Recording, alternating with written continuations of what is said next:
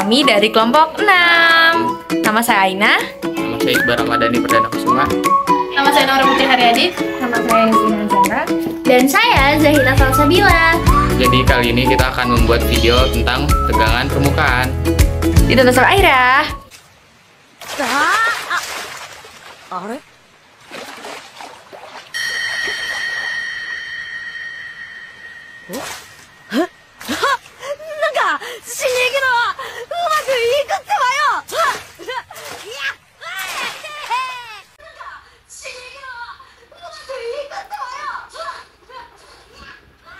Buset, keren juga ya jadi Naruto bisa jalan di atas air. Andai kan kita juga bisa jalan di atas air.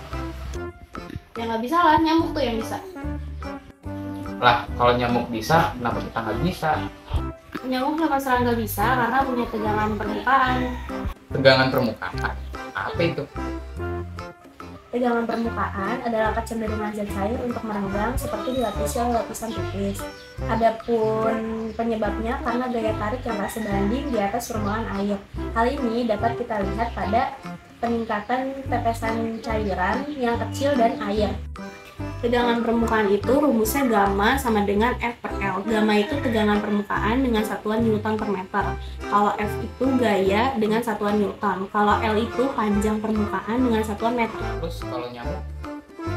Sini aku jelasin. Karena adanya molekul-molekul air lah yang saling berinteraksi, gaya ke atas yang dilakukan oleh molekul-molekul air lah yang menyebabkan nyamuk bisa berdiri di atas permukaan air. Gaya gravitasi juga berpengaruh loh. Karena berat nyamuk lebih kecil dibanding manusia. Berarti satu-satunya cara ya kalau misalnya nurunin gravitasi, kalau enggak kita yang berjalannya kecepatannya setara dengan supersonik.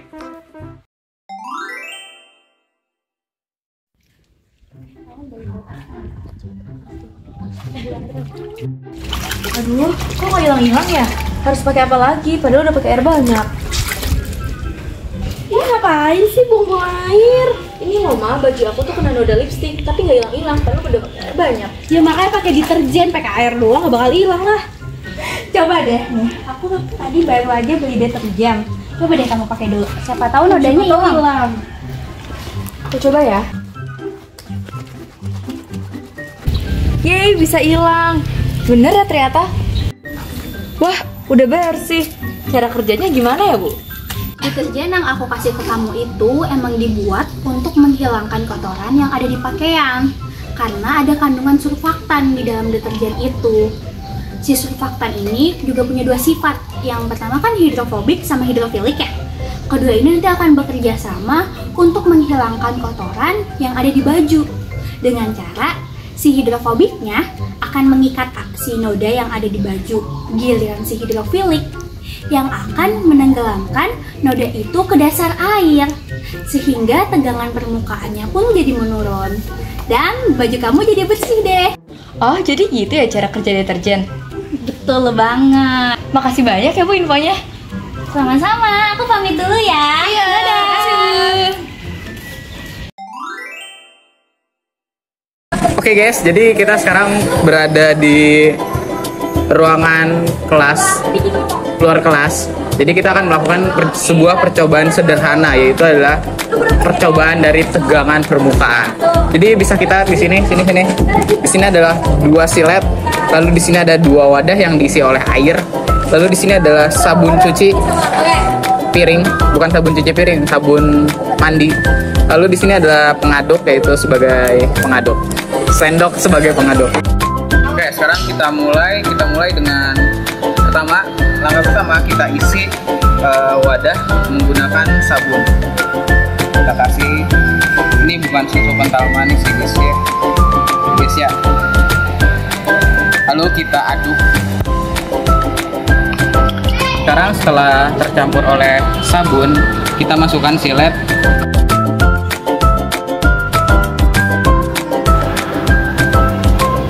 Sekarang kita lanjut ke silet yang kedua. Kita taruh ke permukaan air yang tidak dicampuri oleh sabun.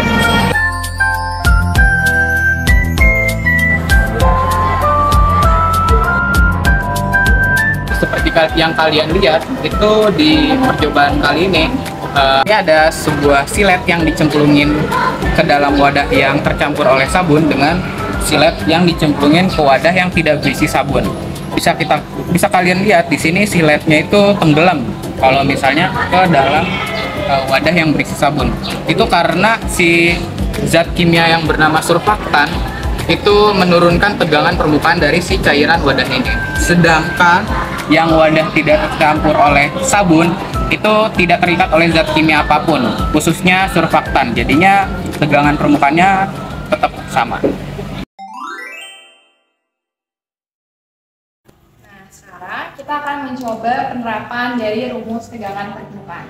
Di sini udah ada satu contoh soal. Soalnya adalah pada peristiwa tegangan permukaan diketahui gaya tegang 4 Newton. Jika panjang sebuah silet 5 cm, tentukan besar tegangan permukaannya. Nah, untuk mengerjakan soal ini kita tulis di kertasnya terlebih dahulu.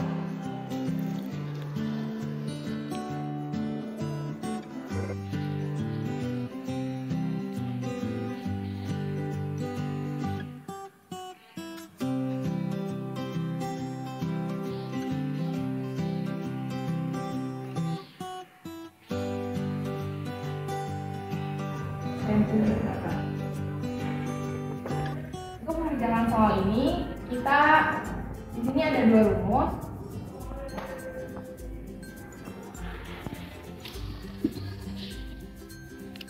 Ditanyakan itu besar tegangan permukaannya.